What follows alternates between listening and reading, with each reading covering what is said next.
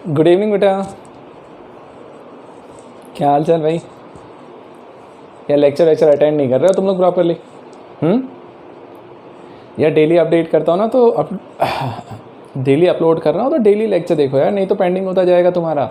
और याद रखना बेटा है ना, 10th क्लास नहीं है ये हमारी 11th क्लास में आ गए हो। 10th से 11th का सिलेबस बहुत बड़ा है, तो रेगुलर वीडियोस देखो, है ना। और जिन लोगों का जो भी पोर्शन छूटता है मुझसे पर्सनली मैसेज करो, बात करो, मुझे बताओ कि कहाँ पे क्या दिक्कत आ रही है आप लोग को। ठीक है बेटा, चलें स्टार्ट करें, चलिए, है ना। और लेक्चर देखते रहा करो यार, है ना, मतलब रेगुलरली देखो यार, और अपने फ्रेंड्स लोगों को भी सजेस्ट करो, ठीक है। चलिए देखिए बेटा, मैंने लास्ट क्लास में आप लोग को फर्स्ट क्लास जो हमारा था यूनिट एंड डायमेंशंस का, उसमें मैंने आपको सारी चीज़ें डिफ़ाइन करी थी कि फ़िज़िकल क्वांटिटी क्या होता है। बस फिज़िकल क्वांटिटी के बारे में बताया था, और उस चीज़ को मैंने बहुत समझाने की कोशिश करी थी कि ताकि आपके दिमाग में आ जाए, घुस जाए। ठीक है, चलो अब कितना घुसा नहीं घुसा वो तुम ही जानते हो, है ना, कि तुमने कितना समझा उस चीज़ को, क्या नहीं समझा। क्योंकि तुम लोग अच्छे वाले तो कमेंट देते ही नहीं हो, कमेंट ही नहीं करते हो, लाइक नहीं करते हो, पता ही नहीं चलता यहाँ पे तो कि कितने लोगों ने देख लिया तुम लोगों ने। चलो एटलीस्ट मेरे स्टूडेंट्स हैं वो तो लाइक करके रखा करो यार। देखो ध्यान से, मैं क्या बोल रहा था तुमसे, हमने लास्ट क्लास में बेटा फिज़िकल क्वांटिटी देखा था कि फ़िज़िकल क्वांटिटीज़ क्या होती हैं, उसको समझाया था हमने। अब हम आगे आ रहे हैं और हमारा पार्ट है हमारा डायमेंशनल फार्मूला। मैंने कल भी बोला था कि हम अगला टॉपिक लेंगे डायमेंशनल फार्मूले पे, कि एक्चुअल में डायमेंशनल फार्मूला होता क्या है। ठीक है, अब डायमेंशनल फार्मूला क्या है, इसको कैसे निकालना है, क्या करना है, वो हम आज की क्लास में देख रहे हैं। इसके आगे की चीज़ें अगली नेक्स्ट क्लास में देखेंगे। आज का लेक्चर बहुत बड़ा नहीं रखेंगे हम, जहाँ तक देखें ध्यान से देखिएगा बेटा, डायमेंशनल फार्मूला होता क्या है ना। तो सबसे पहले तो मैं डेफिनेशन मैंने यहीं लिख दी है, तुम लोग को बड़ा लगा रहता है ना डेफिनेशन वगैरह, तो जो छोटा लगता है मैं लिख देता हूँ पहले से। क्या लिखा बेटा मैंने, an equation which gives the relation between fundamental units and derived units in terms of dimensions is called dimensional formula. अब जो भी है ब्ला ब्ला ब्ला ब्ला ब्ला बोल दिया हमने। अब सुन, अब मैं तुम्हें मीनिंग समझाता हूँ इस चीज़ का, है ना। हम इसका मीनिंग समझें बेटा। हम लोग यहाँ पे क्या बोल रहे हैं ध्यान से समझिएगा। हम लोगों ने कल लास्ट क्लास में जब हम लोगों ने देखा था तो हमने दो टाइप की क्वांटिटीज़ डिफाइन करी थी। एक होता था बेसिक फंडामेंटल क्वांटिटी और दूसरा होता था डिराइव्ड फिजिकल क्वांटिटी, राइट। अब फंडामेंटल और डिराइव्ड, इन दोनों के बीच में जो रिलेशन होता है ना, फंडामेंटल फिजिकल क्वांटिटी उठाओ, उससे कुछ डिराइव्ड बनाओ, तो उनके बीच में एक रिलेशन निकाल करके लेकर के आते हैं। तो फंडामेंटल और डिराइव्ड के बीच का एक रिलेशन होता है जिसको हम डायमेंशंस के टर्म्स में लिखते हैं। उसी चीज़ को हम लोग ने यहाँ पे क्या बोल के रखा है, डायमेंशनल फॉर्मूला। ठीक है, अब ये जो चीज़ मैंने तुम्हें समझाया ना, ये तो सिर्फ वही बोल दिया जो चीज़ है, इसको ट्रांसलेट करके बोल दिया मैंने, तुम्हें समझा दिया। एक्चुअल मीनिंग नहीं समझ में आया तुम्हें। अब मैं तुम्हें मीनिंग समझाता हूँ, ध्यान से समझना बेटा। जैसे सोचो हम लोग हमारे नाम की बात करें हमारे घरों में, या आपके जो भी नेम लिखे जाते हैं, है ना। यदि मान लीजिए मैंने बोला मेरा नेम अंकित है ना, सबको पता है अंकित सिंह, ठीक। अब ये मेरा नाम है भाई अंकित सिंह। अब सुनिए मेरी बात, आप बोलोगे अंकित सिंह, अब सिंह भी हटाइए, मैंने बोला सिर्फ अंकित बोला है। यदि आप अंकित बोलने जा रहे हो तो एक चीज़ सोचो, ये बना किससे है, अल्फ़ाबेट से, ANKIT, है ना। तो बेटा आप ज़रा सोचिए एक चीज़, जो अल्फ़ाबेट्स होते हैं ना, अल्फ़ाबेट्स कितने होते हैं बेटा, 26, A to Z। अब तुम नर्सरी के बच्चे नहीं हो, नहीं तो मैं A से लेकर Z तक के लिख के भी बताता कि ABCDEFGH, ठीक है। सुनिएगा मेरी बात, हमारे पास अल्फ़ाबेट्स तो ये 26 ही होते हैं ना। अब आप जिसके भी नाम लिख लीजिए, जिसके भी नाम बोलेंगे आप सारे नाम किससे बनाते हो, इन्हीं 26 अल्फ़ाबेट का यूज़ करके। मतलब देखो इन 26 में से, ध्यान से समझिएगा बेटा, 26 में से आपने कोई 5 अलग सेलेक्ट किए, जैसे A सेलेक्ट किया, फिर N किया, फिर K किया, I किया, T किया, तो अंकित बन गया, ठीक है। इसी में यदि आप कोई दूसरा अल्फ़ाबेट सेलेक्ट करते तो हो सकता था मयंक निकल आता, ठीक। अब ये वाला एक सेट निकल के आ गया। हो सकता था इसी में हम कुछ और यूज़ करते तो कुछ और निकल के आता, ऋषभ आ जाता, चलेगा। तो मैं क्या बोल रहा हूँ ध्यान से समझिएगा कि आपके पास जो ये अल्फ़ाबेट्स दिए थे ना, 26 अल्फ़ाबेट्स जो हैं, एक टाइप से ये तुम्हारे लिए फंडामेंटल फिजिकल क्वांटिटी है, समझ रहे हैं मेरा, ये फंडामेंटल है। और इन 26 की हेल्प से ही आप जितने भी वर्ड्स बनाते हो, जितने भी नेम बनाते हो, है ना, वर्ड्स बना लो, नेम बना लो, जो भी बनाना है, तो वो सब चीज़ें क्या होती हैं, डिराइव्ड फिजिकल क्वांटिटी। मतलब देखो एक टाइप से देखा जाए तो अंकित, जैसे मैं अंकित हूँ, तो अंकित को यदि तुम एक फॉर्मूले से डिफाइन करना चाहते हो कि अंकित मीन्स व्हाट, मतलब यदि मैं एक फॉर्मूले से डिफाइन करने जाऊँ तो आप लिखोगे कि सर अंकित मीन्स ऐसे लिख देना भैया, ANKIT। यदि मैं बोलूँ कि मयंक को एक फॉर्मूले से डिफाइन करो तो एक उसके लिए एक फॉर्मूला तुम ये बना दोगे। तो ये फॉर्मूले जो हैं ये बने किसकी हेल्प से? अल्फ़ाबेट्स की हेल्प से, मतलब बेसिक वाले की हेल्प से हमने इन नई नई चीज़ों को डिराइव किया है। तो ये डिराइव्ड हो गया और ये मेरा बेसिक फंडामेंटल क्वांटिटी हो गया, समझ में? तो जैसे मैं यहाँ अल्फ़ाबेट से मैंने बोला कि अल्फ़ाबेट जो है वो मेरे लिए बेसिक चीज़ है और उसकी हेल्प से मैं क्या बना रहा हूँ, मेरे नेम वगैरह बना रहा हूँ, तो ये मेरे लिए क्या हो जाएंगे बेटा, ये मेरे डिराइव्ड है, ठीक है। तो ये जो फॉर्मूला निकल के आ रहा है ना ANKIT, जो ये एक स्पेशल फार्मूला है अंकित का, इस फॉर्मूले को मैं एक टाइप से बोल सकता हूँ कि सर वो मेरे लिए डायमेंशनल फॉर्मूले जैसा है। समझ में आया मेरी बात? कि डायमेंशनल फॉर्मूला मीन्स कुछ नहीं, आप ऐसा सोचो कि कुछ फंडामेंटल क्वांटिटीज़ हैं, उनको एक प्रॉपर वे में फॉर्मूला वाइज अरेंज करेंगे और जो चीज़ निकल के आएगा उसको हम बोलेंगे कि वो मेरा डायमेंशनल फॉर्मूला है, ठीक है। अब सुनो, आ गया होगा, और जिन लोगों को नहीं आया ना बेटा अभी थोड़ी देर से रुको, आपको सब समझ में आ जाएगा, क्योंकि जब मैं अभी क्वेश्चंस करवाऊंगा ना आपको क्लियर हो जाएगा वो चीज़, ठीक है। अब सुनिए, जैसे ये मैंने अल्फ़ाबेट्स लिखे थे 26 A to Z, ये मेरा बेसिक फंडामेंटल क्वांटिटी था। अब यहाँ पर भी तो कुछ फंडामेंटल क्वांटिटी होती है जो फिजिक्स की टर्म्स में। तो फिजिक्स में आपको ध्यान से सुनिए बेटा, फिजिक्स में आपको A to Z का सहारा नहीं लेना है। आपके लिए फिजिक्स में जो है अल्फ़ाबेट्स वो कौन होंगे, उनके फंडामेंटल क्वांटिटीज़, है ना, उसके बेसिस पे हम डिफाइन करने वाले हैं। तो कुछ फंडामेंटल क्वांटिटीज़ मैं यहाँ पे लिख रहा हूँ, पहले उसे समझिए, उसकी हेल्प से फिर अपन डायमेंशनल फॉर्मूला निकालना स्टार्ट करते हैं, ठीक है। समझना बेटा मैं लिखता हूँ, आप समझिएगा।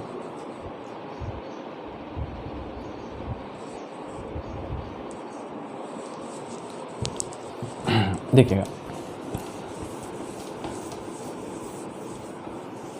बेटा, मैंने बोला कुछ फंडामेंटल क्वांटिटीज़ है ना, हम fundamental physical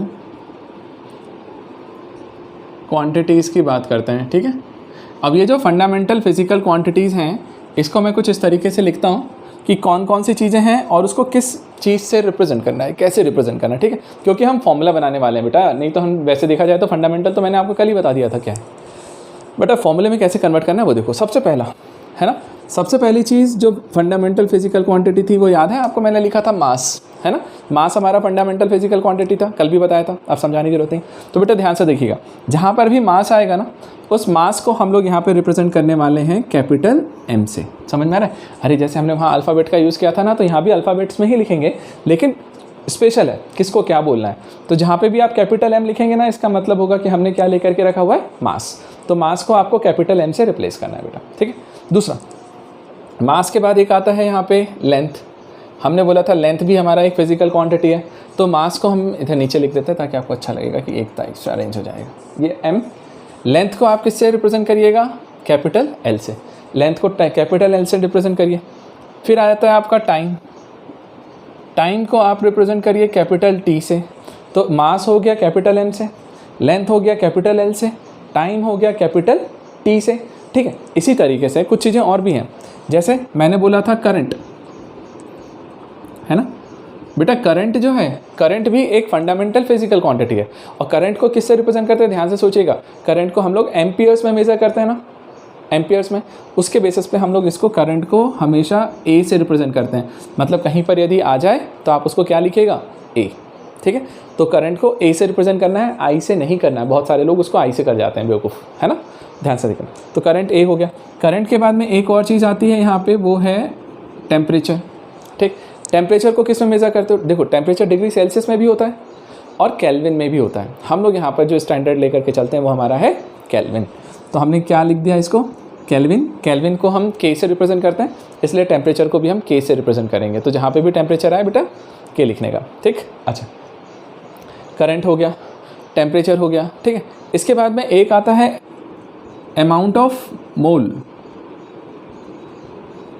amount of substance बोल सकते हैं, या फिर आप चाहें तो हाँ अमाउंट ऑफ सब्सटेंस ही लिखिए, अमाउंट ऑफ सब्सटेंस।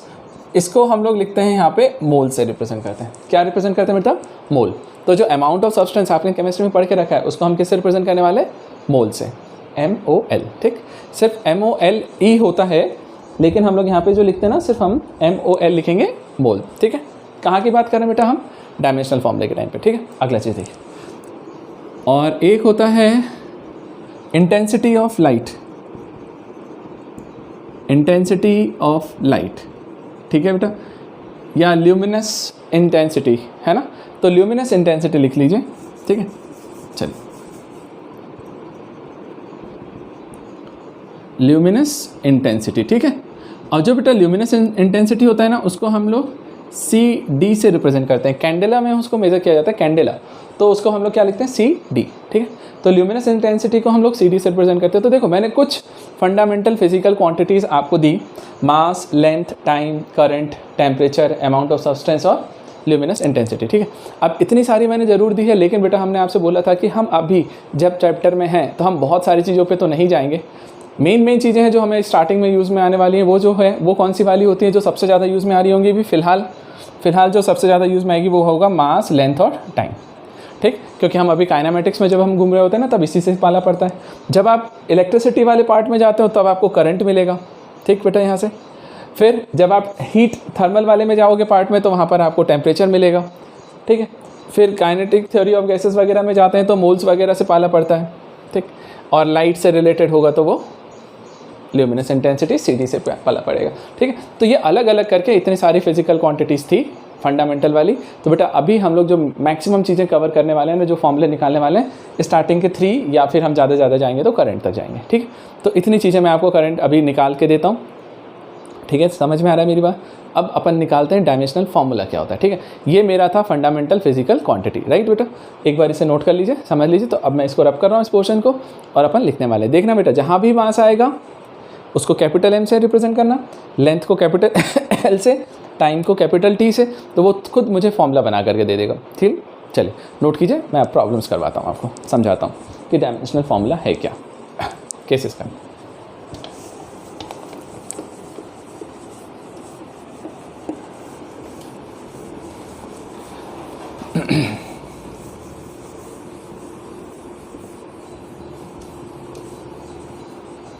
हाँ जी, अब देखिए, अब अपन जब जा रहे हैं इसमें, ठीक है। अब क्या करते हैं बेटा, देखिएगा, ठीक। अब हमारा है, जैसे मैं डेराइव्ड पे जाता हूँ। अपन लोग जो मेनली डायमेंशनल फॉर्मूले निकालते हैं ना, वो डेराइव्ड वालों के लिए निकालते हैं, ठीक है। एक एक करके मैं टर्म्स लेते चलता हूँ, आप निकालते चलिए फॉर्मूला। देखिएगा, सबसे पहली चीज़ याद करो, पहला, यदि मैं देखने जाऊँ तो वेलोसिटी बहुत छोटा सा टर्म है। अब वेलोसिटी को डिफाइन करते हो, वेलोसिटी एक क्या है, डिराइव्ड फिजिकल क्वांटिटी, ठीक है। सुनिए, आप एक काम किया करो बेटा, जब आप डायमेंशनल फॉर्मूला निकालने जाते हो ना, बहुत बेसिक सी चीज़ बोल रहा हूँ बट बहुत काम की, ध्यान रखिएगा। कभी भी आपको जिसका डायमेंशनल फॉर्मूला निकालना है, आप सोचा करो दिमाग में कि कोई एक फॉर्मूला याद आ जाए उसका, बस कोई सा भी लाइफ में कभी पढ़ा हो। वेलोसिटी है, आपको कोई भी वेलोसिटी का फॉर्मूला याद आ जाए, टर्मिनल वेलोसिटी बोल लो, सिंपल वेलोसिटी बोल लो, जो बोलना है वो बोलो, ठीक है। ऑर्बिटल वेलोसिटी होती है, बहुत सारी होती है टाइप से। मैं सिंपल बोलता हूँ, कोई भी एक फॉर्मूला याद करो। आपको सबसे बेसिक लगता है बेटा वो फॉर्मूला क्या है, वेलोसिटी हमने जो सबसे पहले पढ़ के रखा है, displacement upon time, right. Displacement upon time लिख दीजिए। तो मैंने बोला वेलोसिटी का फॉर्मूला हमको जो याद आया, हमने बोला यार डिस्प्लेसमेंट अपॉन टाइम, मैंने लिख दिया डिस्प्लेसमेंट अपॉन टाइम। अब जरा देखो फॉर्मूला क्या बनेगा, ध्यान से सोचिएगा। डिस्प्लेसमेंट अपॉन टाइम यदि तुमने लिखा है तो अब सुनो मेरी बात, ध्यान से सुनना मेरी बात, काम की चीज़। कोई भी फॉर्मूला जब आप लिखने जाते हो ना, तो उस फॉर्मूले में जो भी टर्म्स आते हैं बेटा, उसको तब तक ब्रेक करते जाओ, मतलब तब तक और फॉर्मूले से उसको नीचे लाते जाओ, को तोड़ते जाओ, जब तक वो फंडामेंटल फिजिकल क्वांटिटी में कन्वर्ट नहीं हो जाता। समझ में? जब तक फंडामेंटल फिजिकल क्वांटिटी में कन्वर्ट नहीं हो जाता, तब तक आप उसे तोड़ते रहिए। समझ में? तो इस तरीके से जाएंगे तब हमें फॉर्मूला मिल जाता है। तो जरा सोचो ना, मैं सोचता हूँ ये डिस्प्लेसमेंट है, क्या ये फंडामेंटल है ना यार।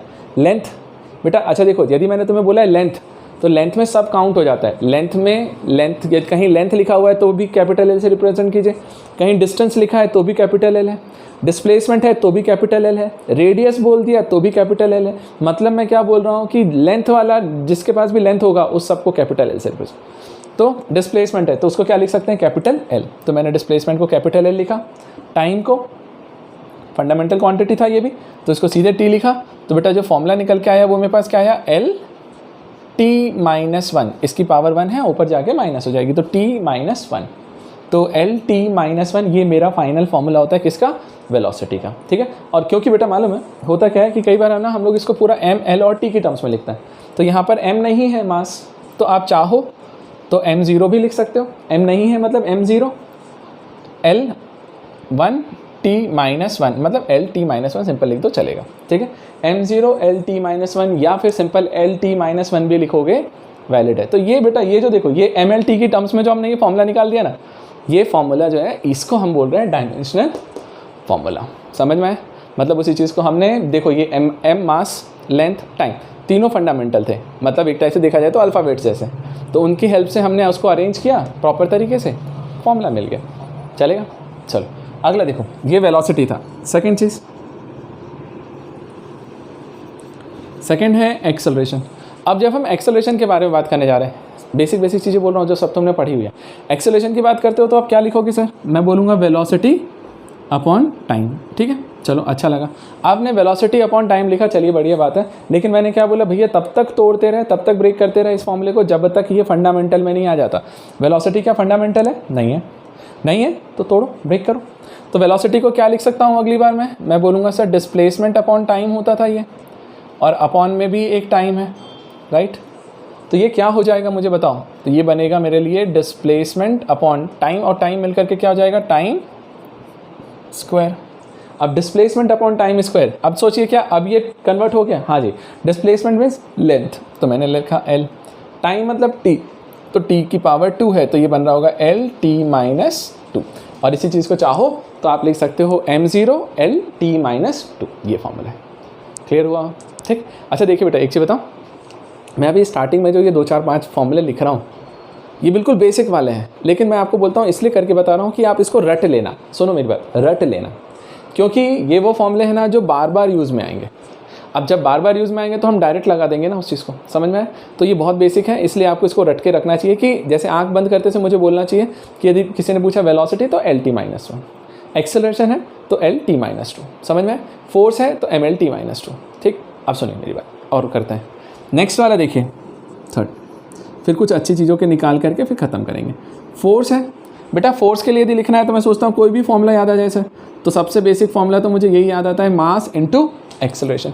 अब मैंने क्या बोला भैया, मैं इसको तब तक ब्रेक करते जाऊँगा जब तक ये पूरी तरीके से कन्वर्ट नहीं हो जाता, ठीक है। अब देखो एक तरीका बताऊँ शॉर्टकट क्या, यदि तुम्हें पुराने वाले याद हैं तो डायरेक्ट आ जाएगा। क्यों? एक्सेलरेशन का क्या था? L_t-2।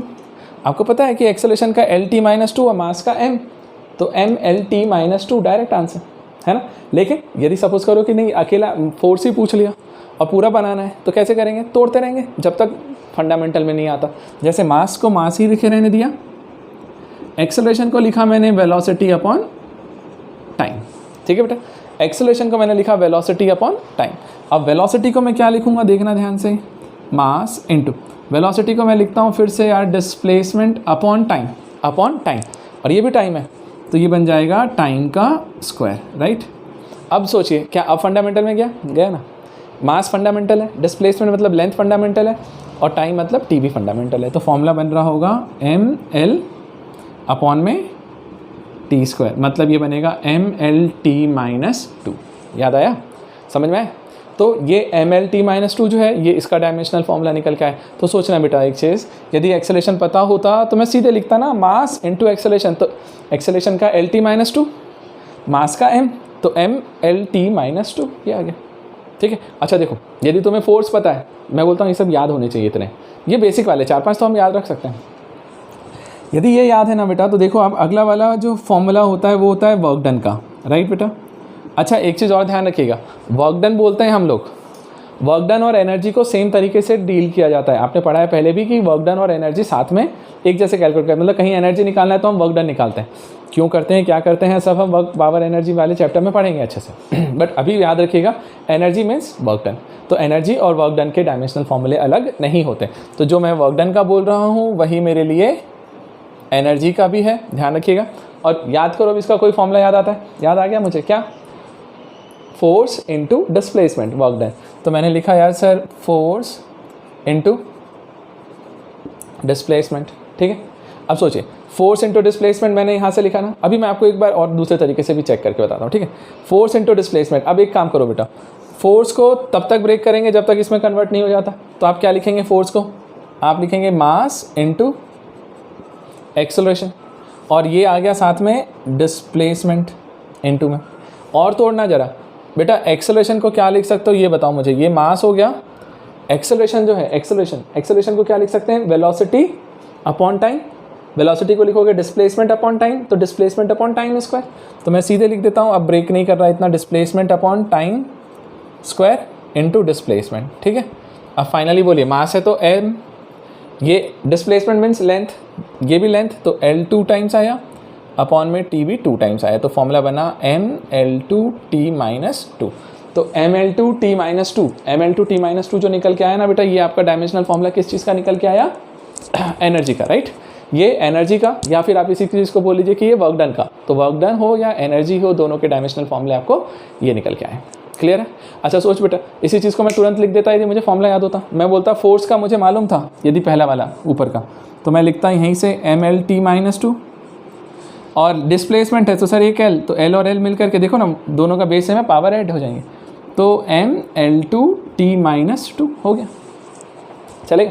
तो जिसके लिए मैं इतना सारा ब्रेक कर रहा हूँ वो डायरेक्ट निकल के आ सकता था, आया। क्लियर हुआ। अब सुनिए एक और चीज़ ध्यान से बेटा, जैसे मान लीजिए मैंने बोला एनर्जी का डायमेंशनल फॉर्मूला सेम है। एनर्जी में याद है तुम्हें, एक काइनेटिक एनर्जी होती थी, काइनेटिक एनर्जी, राइट।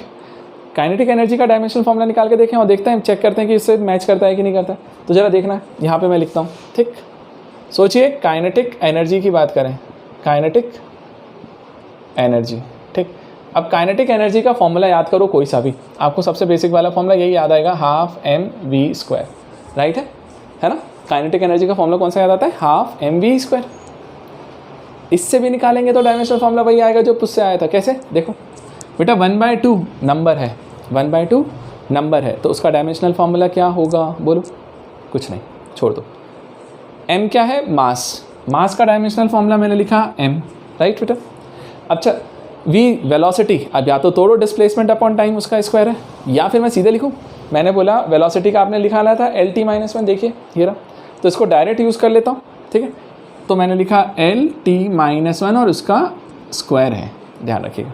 तो ज़रा फॉर्मूला ब्रेक करिए ना, m, ये स्क्वायर करेंगे l का तो ये 2L2, और इसका भी स्क्वायर करेंगे तो T-2, तो mL2T-2। तो देखो बेटा काइनेटिक एनर्जी था, तो डायमेंशनल फॉर्मूला क्या निकल के आया, mL2T-2। क्लियर है।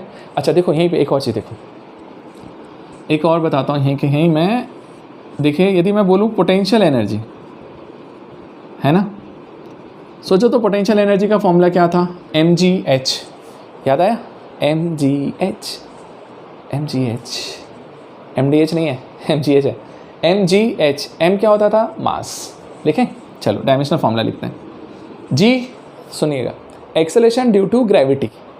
मैंने क्या बोला, कोई भी एक्सेलरेशन हो, भले से वो g वाला हो, ग्रेविटी वाला हो, या a वाला हो, रिटार्डेशन हो, कुछ भी हो, है तो एक्सेलरेशन हो। यदि एक्सेलरेशन है तो उसका डायमेंशनल फॉर्मूला चेंज नहीं होगा। तो जो एक्सेलरेशन का था वही एक्सेलरेशन ड्यू टू ग्रेविटी का है, तो एक्सेलरेशन का अब क्या आ रहा है, LT-2, तो वही एक्सेलरेशन ड्यू टू ग्रेविटी, तो इसकी जगह पे लिखेंगे तो आप क्या लिखेंगे, LT-2। और h क्या होता था इसमें, हाइट, और हाइट मतलब क्या, लेंथ, तो लेंथ मतलब l। अब जरा इसको सॉल्व करके देखिए आपको क्या दिखता है, आपको दिखेगा फिर से सर ml 2 बार आ गया, T-2, तो mL2T-2, ये आपका पोटेंशियल एनर्जी का डायमेंशनल फॉर्मूला निकल के आया। किसका, पोटेंशियल एनर्जी का। अब मैं क्यों लिखवाला इन चीज़ों को, बताएं समझाने के लिए आपको, कि देखो जो वर्क डन था वही एनर्जी है।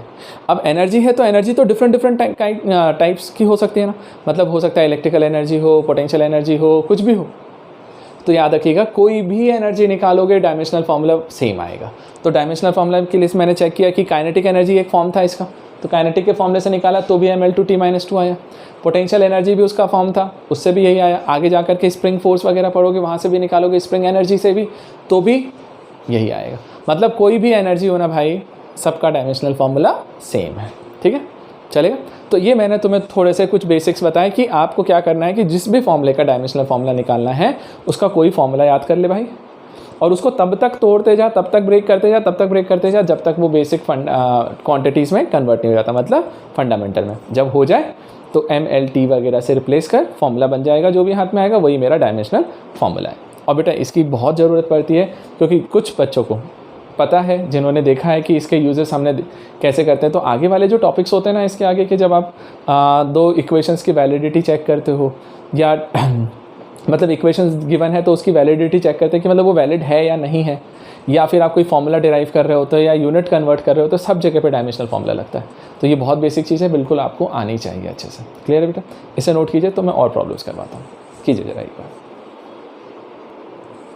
चलिए देखिए ठीक है, अब और कुछ फॉर्मूले देखते हैं, है ना, थोड़े से देखते हैं, उसके बाद में कुछ स्पेशल चीज़ें बताते हैं, ख़त्म करते हैं देखो भाई, अब अगला आया, जैसे मान लीजिए मैं बोलता हूँ 6 नंबर का होगा जो भी है, 6 7 क्या रखा है यार, सब भावनाएं हैं ना, ठीक। एरिया, सपोज़ करिए एरिया का डायमेंशनल फार्मूला पूछूं मैं आपसे। अब एरिया का डायमेंशनल फार्मूला क्या होता है, तो मैं बोलता हूँ एरिया से रिलेटेड कोई भी फार्मूला याद कर ले यार। एक फार्मूला याद आ रहा है मुझे, लेंथ इंटू ब्रेड्थ। अरे रेक्टेंगल का था, ठीक है चलेगा ना, किसी का भी हो, कोई दिक्कत नहीं है। तो मैंने बोला यार एक फार्मूला याद आ रहा है मुझे, लेंथ इंटू ब्रेड्थ। अब सुनिए, आपने लेंथ इंटू ब्रेड्थ लिखा ना, आप सोचो एक चीज़, लेंथ जो है वो तो खुद अपने आप में एक लेंथ है, उसको तो एल से बोलेंगे ही बोलेंगे। जो ब्रेड्थ आता है वो भी तो लेंथ ही है ना। अरे एक ही वाली लेंथ है तो ये ब्रेड्थ बोलते हैं, तो ये भी तो लेंथ ही हुआ ना। तो लेंथ से ही रिप्रेजेंट कर रहा हूँ, तो मैं ये चीज़ लेंथ है यदि मेरे लिए, तो लेंथ को मैं किससे रिप्रेजेंट करूँगा, एल से। तो ब्रेड्थ जो है वो भी मेरे लिए क्या होगा, एल, मतलब ये बनेगा L2। समझ में? तो हमने लिखा एरिया का जो डायमेंशनल फॉर्मूला होता है वो L2 2 टाइम्स है, ठीक। बेटा L स्क्वायर वगैरह मत बोला कीजिए, L2 अच्छा लगता है क्योंकि कितनी बार आया, 2 बार आया, ठीक है। L3 3 बार आया, ऐसा, ठीक है। सुनिए इसके बाद में जैसे समझ जाएँ, वॉल्यूम पे जाएँ, ठीक है। कुछ चीज़ें, अब वॉल्यूम है तो मैं बोलता हूँ यार वॉल्यूम याद कर ले, किसी का भी याद आ जाए, length into breadth into time, sorry height, है ना, क्यूबॉइड वगैरह के लिए। तो हमने लिखा length into breadth into height. मैंने क्या बोला है आपसे बेटा, जिसके लिए भी डायमेंशनल फॉर्मूला निकालो, कोई भी सिंपल, सबसे सिंपल फॉर्मूला जो याद आए ना वो याद कर ले और उसमें फॉर्मूले में रख करके निकाल लो, वही सबका होगा, है ना। तो मैंने लिखा लेंथ, बेटा लेंथ को भी लेंथ एल से रिप्रेजेंट करेंगे। ब्रेड्थ जो है वो भी तो लेंथ ही है ना एक, ये भी एल। हाइट जो है वो भी लेंथ है, ये भी एल। तो बन क्या जाएगा, L3। तो L3 जो है वो मेरा वॉल्यूम का डायमेंशनल फॉर्मूला निकल गया है, ठीक है। इसी तरीके से देखो एक और फॉर्मूला हम लोग पढ़ते थे, एक 9th क्लास में हमने देखा है, लीनियर मोमेंटम, ठीक है बेटा। एक लीनियर मोमेंटम का फॉर्मूला होता था, लीनियर मोमेंटम, ठीक। अब क्या होता था लीनियर मोमेंटम, तो देखो बेटा P से रिप्रेजेंट करते थे और हम उसका फॉर्मूला लिखते थे, याद करना, मास इनटू वेलोसिटी, चलेगा, मास इनटू वेलोसिटी, ठीक। तो मास को हम लोग लिखते हैं m, इसको लिखते थे v, ठीक है।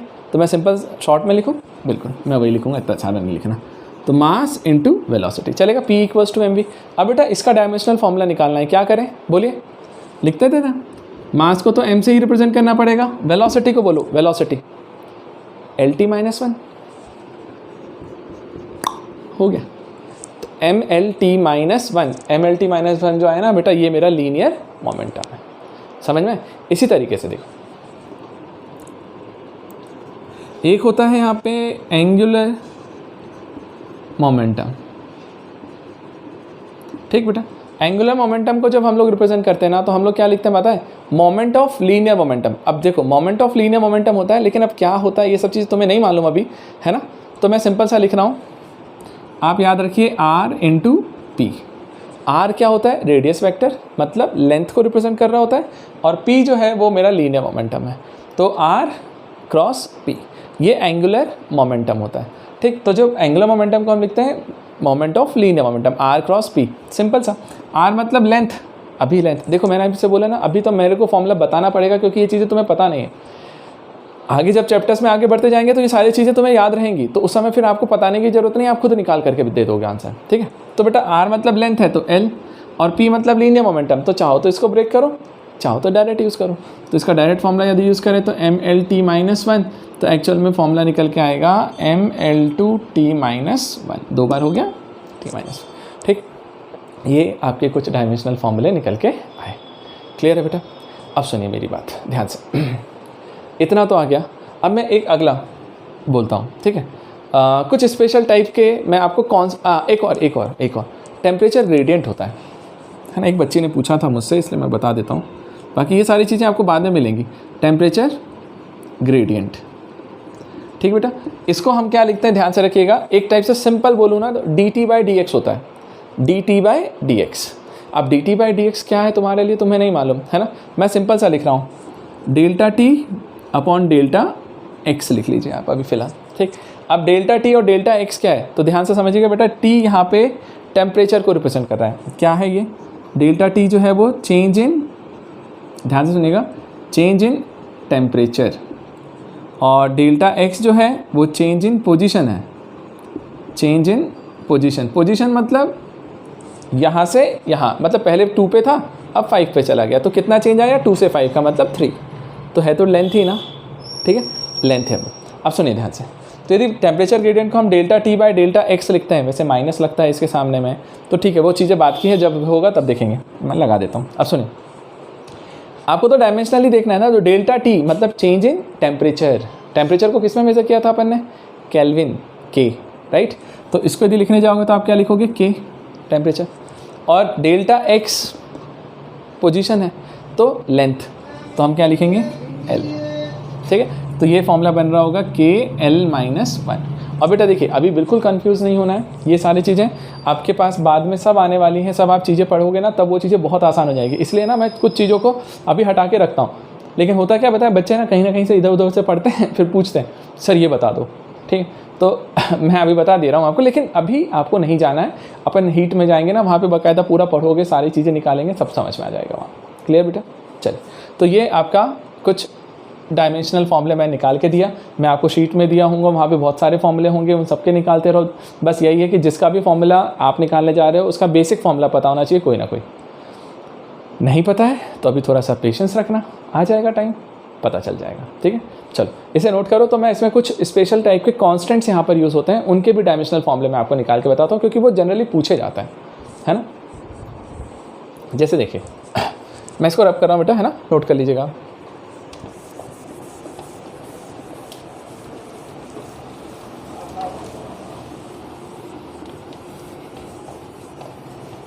अब वो जो कुछ स्पेशल कॉन्स्टेंट्स हैं वो क्या हैं मैं आपको समझाता हूँ, अब बताता हूँ, निकालते चलो ध्यान से। और बेटा ध्यान रखिएगा उन चीज़ों को, क्योंकि वो पूछे जाते हैं एग्जाम्स में, ठीक है। 2 मिनट रुकिएगा। चलिए पहला है एक होता है यूनिवर्सल ग्रेविटेशनल कांस्टेंट। अब बेटा यूनिवर्सल ग्रेविटेशनल कांस्टेंट यदि याद हो तो उसको कैपिटल जी से रिप्रेजेंट करते हैं, कैपिटल जी। अब यूनिवर्सल ग्रेविटेशनल कांस्टेंट आपने 9th क्लास में पढ़ा था, याद है, न्यूटन्स लॉ ऑफ ग्रेविटेशन था, वहाँ उसी चीज़ से तो निकाल के लाते हैं। मैं शॉर्ट में समझाता हूँ, है ना, ज़्यादा नहीं लिखूँगा, याद करिएगा, मैं समझाने नहीं जा रहा उस कॉन्सेप्ट को, बस आप याद रखिएगा। वहाँ पे होता था एक मास दिया हुआ था m1, दूसरा मास था m2। यदि हम 2 मासेस को लें m1 m2, कुछ डिस्टेंस पे रख देते थे r, तो हम लोग ये बोलते थे बेटा वहाँ पर कि कभी भी 2 मासेस के बीच में हमेशा फोर्स ऑफ अट्रैक्शन लगता है, फोर्स ऑफ अट्रैक्शन, उसी को हमने ग्रेविटेशनल फोर्स भी बोला था।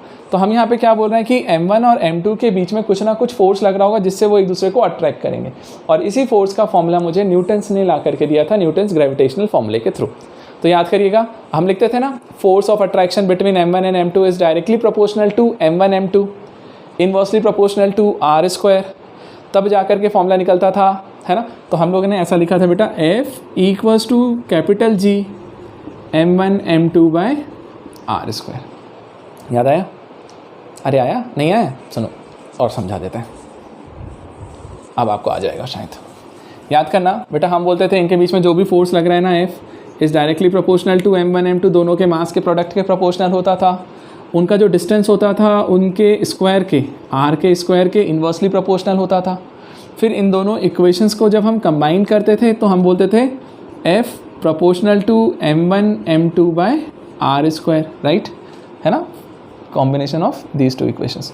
तो F proportional to m1 m2 by r², और फिर हमने लिखा था F इक्वल टू कांस्टेंट हटा करके लाए थे G, capital G m1 m2 by r²। और ये जो फॉर्मूला निकल के आता था ना बेटा, F equals to G m1 m2 by r², ये मेरा न्यूटन्स का ग्रेविटेशनल फॉर्मूला होता था फोर्स निकालने के लिए, मैग्नीट्यूड, ठीक है। तो ये फॉर्मूला है F equal to G m1 m2 by r²। अब सुनो मेरी बात ध्यान से, समझिएगा। मैंने आपसे क्या बोला, मैंने बोला कि यूनिवर्सल ग्रेविटेशनल कांस्टेंट का डायमेंशनल फॉर्मूला बताओ। तो मैंने आपसे बोला ना, जिसका भी डायमेंशनल फॉर्मूला चाहिए सबसे पहले उसका कोई भी फॉर्मूला ढूंढ लो जहाँ वो आता है। तो यही फॉर्मूला याद आता है मुझे सबसे पहले। अब इसी फॉर्मूले से हम कैसे निकाल रहे हैं वो देखिए ध्यान से।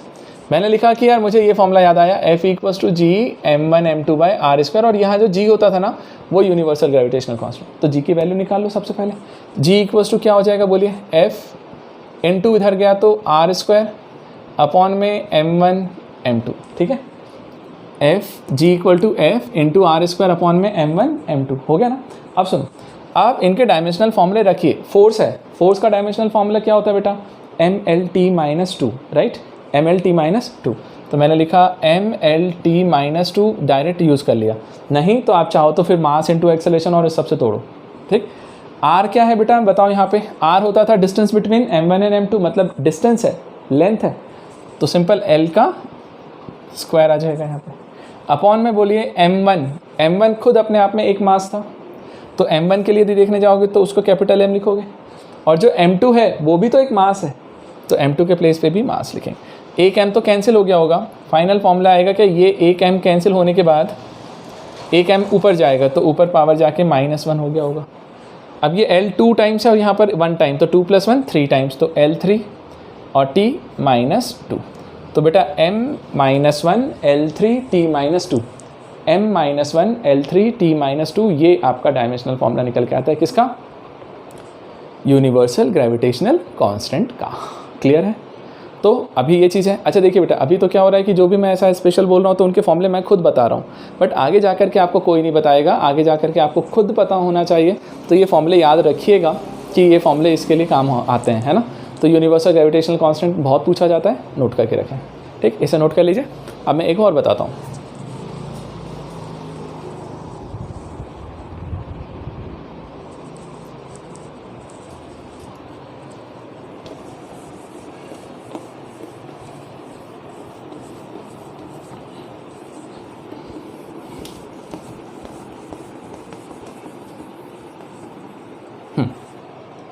अगला है यूनिवर्सल ग्रेविटेशनल कांस्टेंट की जगह अब अपन लोग यूज़ करते हैं यहाँ पे, नेक्स्ट है प्लैंक्स कांस्टेंट। एक और यूज़ में आता है प्लैंक्स कांस्टेंट, उसको हम h से रिप्रेजेंट करते हैं। प्लैंक्स कांस्टेंट को हम किससे रिप्रेजेंट कर रहे हैं, h। अब बात आती है सर ठीक है निकाल लाएंगे हम, वो भी निकाल देंगे, फॉर्मूला पता होना चाहिए। अभी 10th से आप आए हो ना, तो शायद बहुत लोगों को नहीं पता हो, लेकिन कुछ लोगों ने शायद सुन के भी रखा हो। मैं आपको एक फॉर्मूला याद करवाता हूँ, लिखता हूँ, है ना, ध्यान से समझ के रखिएगा। अभी मुझे बताना पड़ेगा भाई, है ना, बाद में आप खुद करोगे ये सारी चीज़ें। E = h न्यू, ऐसा लिखा जाता है, E = h न्यू। अब कौन क्या रिप्रेजेंट कर रहा है वो ध्यान से समझिएगा। E जो है वो एनर्जी को रिप्रेजेंट कर रहा होता है। अब किसकी एनर्जी है, फोटोन वगैरह जो भी है, बात की बात है, सोचेंगे। अभी तो सिंपल लिख रहा हूँ कि E एनर्जी को रिप्रेजेंट कर रहा है। H जो है वो प्लैंक्स कांस्टेंट को रिप्रेजेंट कर रहा है, और जो न्यू है वो फ्रीक्वेंसी को रिप्रेजेंट कर रहा है, राइट बेटा, वो किसको रिप्रेजेंट कर रहा है, फ्रीक्वेंसी, ठीक है। तो अब मुझे बताइए, मैंने आपसे पूछा बता भाई मुझे h का डायमेंशनल फॉर्मूला निकालना था, h का डायमेंशनल फॉर्मूला निकालना था, राइट।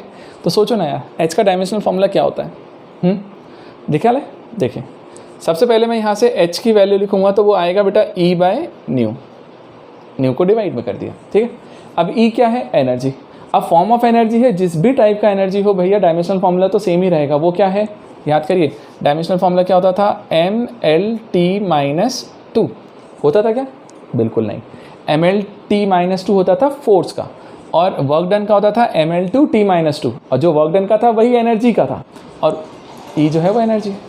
अच्छा अपॉन में, अब ध्यान से सुनिएगा, फ्रिक्वेंसी, बात आती है फ्रिक्वेंसी का टाइम पीरियड डायमेंशनल फॉर्मूला क्या होगा, फ्रिक्वेंसी। अब बेटा फ्रिक्वेंसी का तो हमें पता नहीं है, फ्रीक्वेंसी का कोई फॉर्मूला याद है क्या जिसको तोड़ सकते हैं। फ्रीक्वेंसी का मैं यहाँ पे लिख देता हूँ बेटा, ध्यान से देख लीजिएगा एक बार, कि फ्रीक्वेंसी जो होता है ना वो होता है 1 टाइम पीरियड। सबने पढ़ा हुआ है, 9th क्लास में ही है ये, 1 टाइम पीरियड। और टाइम पीरियड है तो कोई भी है तो t है, तो डायमेंशनल फॉर्मूला क्या हो जाएगा, 1/t चलेगा, और 1/t मतलब होता है t-1, ऐसा लिख दीजिए, चलेगा। तो फ्रीक्वेंसी का डायमेंशनल फॉर्मूला t-1 या 1/t, ठीक है। तो मैंने लिख दिया, चलो यहाँ फ्रीक्वेंसी का लिखना था तो मैंने लिखा t-1। अब इसको सिंप्लीफाई कर लीजिए, आंसर आ जाएगा बेटा ml2 t-1, -1 चला जाएगा एक, तो बचेगा t-1, या फिर ऐसा सोचो ये t की पावर +1 हो जाएगा, -2 + 1 मिलके -1। तो ये आपका डायमेंशनल फॉर्मूला निकल के आता है किसका, प्लैंक्स कांस्टेंट का। तो एक ये स्पेशल वाला प्लैंक्स कांस्टेंट भी बहुत यूज़ में आता है, ठीक है। तो प्लैंक्स कांस्टेंट यूज़ में आ रहा होता है, इसे भी समझ के रख लो, ठीक है। अब 2 और बता देता हूँ, बस ख़त्म करता हूँ क्लास को, है ना। चलो नोट कर लीजिए इसे, प्लैंक्स कांस्टेंट, ठीक। अब इसके बाद देखो,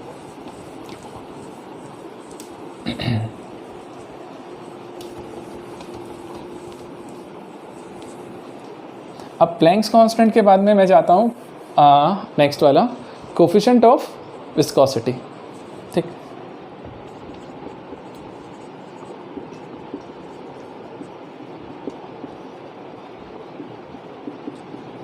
ठीक बेटा, अब coefficient of viscosity, coefficient of viscosity को हम लोग ईटा से रिप्रेजेंट करते हैं, ईटा, ठीक।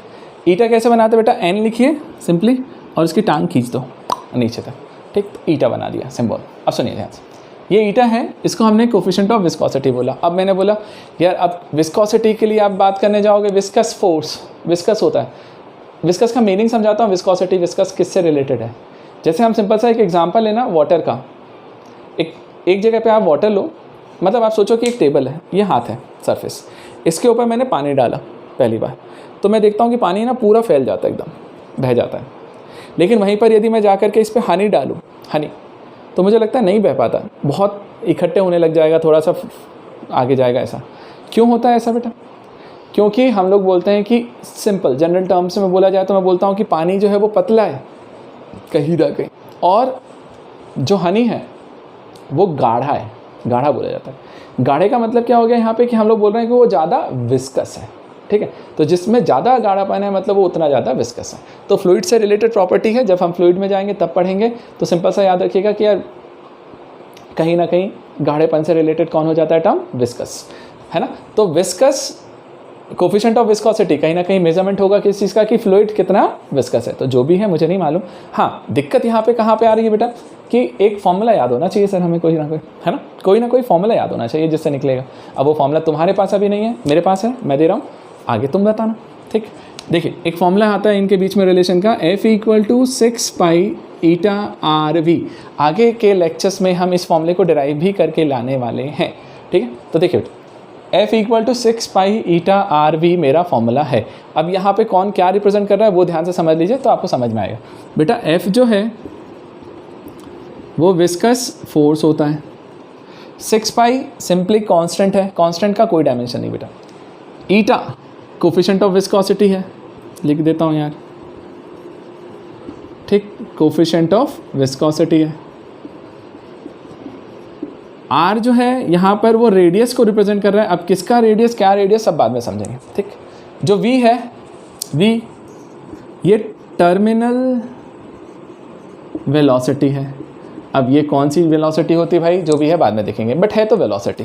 अब मैंने आपको सारी चीज़ें बता दी भैया कौन किसको क्या रिप्रेजेंट कर रहा है, तो ज़रा सोचोगे कि क्या निकलेगा फॉर्मूला, आप वीडियो को पॉज करना और देख लेना उसको क्या आएगा, ठीक है। मैं तो कंटिन्यू करता हूँ इसको, ठीक है। चलिए अपन को क्या निकालना था, ईटा, ईटा को निकालो इस फॉर्मूले से सर। तो मैंने लिखा ईटा = F अपॉन में जाएगा बेटा 6 पाई R × V। सोचो F मतलब फोर्स, डायमेंशनल फॉर्मूला बोलिए सर, mLT-2। 6 पाई कांस्टेंट है, कोई डायमेंशन नहीं। R रेडियस है, लेंथ L, वेलोसिटी क्या है बेटा, LT-1, ठीक। अब जरा सॉल्व कर लीजिए इसे, एक L कैंसिल हो जाएगा यहाँ से, L एक L बचा जो ऊपर जाएगा तो L-1 और ये जाके T-1, तो ML-1 T-1 जो आ रहा है ना, ये मेरा डायमेंशनल फॉर्मूला किस चीज़ का निकल के आता है, ईटा का। तो ईटा का डायमेंशनल फॉर्मूला ये है, बिल्कुल याद रखिएगा, काम आएगा आगे के फॉर्मूले में, मतलब आगे की चीज़ों में भी काम आएगा ये फॉर्मूला बार बार। क्लियर है, चलेगा। एक बार इससे नोट करिए, मैं पोर्शन इसको रब करता हूँ, एक लास्ट प्रॉब्लम करके ख़त्म करते हैं आज।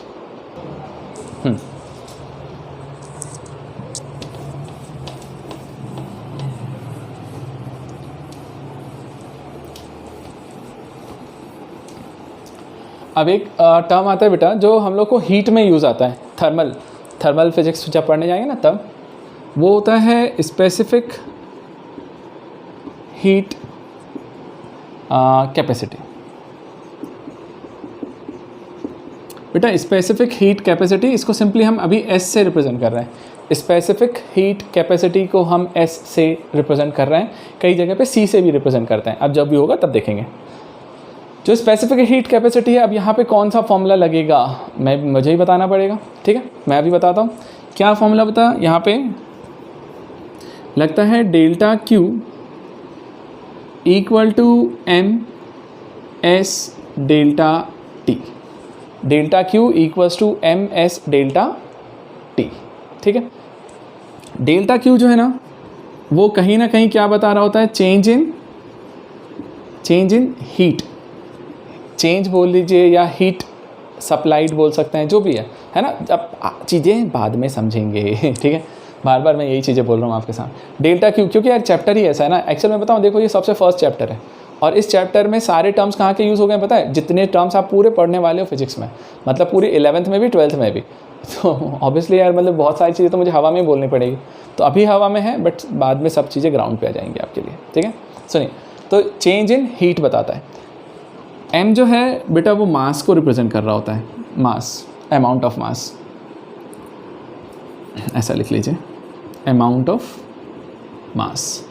और डेल्टा T जो है वो बताता है change in temperature, change in temperature. और S जो है वो आपका है स्पेसिफिक हीट कैपेसिटी। अब सोचिए, आपको निकालना था स्पेसिफिक हीट कैपेसिटी, क्या करोगे, उसका फॉर्मूला से निकाल लो, वैल्यू उठा के। S की वैल्यू क्या आई, S equal to delta Q upon M delta T, ठीक। डेल्टा Q क्या होता है ये बताओ। डेल्टा Q है heat, heat is a form of energy, है तो एनर्जी ना, और एनर्जी है मतलब वर्क डन, वर्क डन है तो वर्क डन, एनर्जी सबके फॉर्मूले सेम, क्या था, ml2 T-2, हमने अभी देखा लेक्चर में। मास है m और delta T change in temperature है, तो केल्विन से तो K। बेटा m तो कैंसिल हो गया होगा, तो यदि कैंसिल हो गया तो m की पावर 0, कुछ नहीं है तो 0 बोल दो, नहीं तो नहीं लिखना तो मत लिखो। L 2 टाइम्स आया T-2 और K ऊपर जाएगा तो K-1, तो ये पूरा मिल करके आपको फाइनल फार्मूला देता है स्पेसिफिक हीट कैपेसिटी का, ठीक है। तो ये कुछ कांस्टेंट्स हैं बेटा जो बार बार यूज़ में आते हैं, पूछे जाते हैं, तो मैंने आपको वो कांस्टेंट्स भी बता दिए, ठीक है। इस तरीके से बेटा हमारा आज का टॉपिक ख़त्म हुआ, मतलब हम डायमेंशनल फार्मूला हमने पढ़ लिया है, कंप्लीट कर लिया, ठीक है। तो आप यहाँ तक का लेक्चर अटेंड करिए, इसके आगे के क्वेश्चन लेक्चर्स भी आपको मिल जाएंगे वहाँ पे, है ना बेटा। और मैं बार बार बोलता हूँ अटेंड करो, लाइक ज़रूर करना यार, है ना, और सब्सक्राइब जरूर करो। और सबसे बड़ी बात मैं आपसे बार बार बोल रहा हूँ कि बेटा अपने जितने भी फ्रेंड्स हैं ना, लाओ यार उन्हें, ठीक, उन्हें मज़ा आएगा फिजिक्स में, मैं इतना गारंटी दे सकता हूँ। आप किसी से भी पढ़िए, ठीक है। मैं ऐसा नहीं बोलता कि मुझे बहुत आता है, जो भी चीज़ आता है, लेकिन ये है कि उन्हें बुरा नहीं लगेगा, है ना। तो उनको बुलाओ, है ना, देखते हैं, फिर देखेंगे वो लोग उन्हें कितना अच्छा लग रहा है, बुरा लग रहा है। अच्छा नहीं लगेगा तो ऑब्वियसली वो चले जाएंगे, ठीक।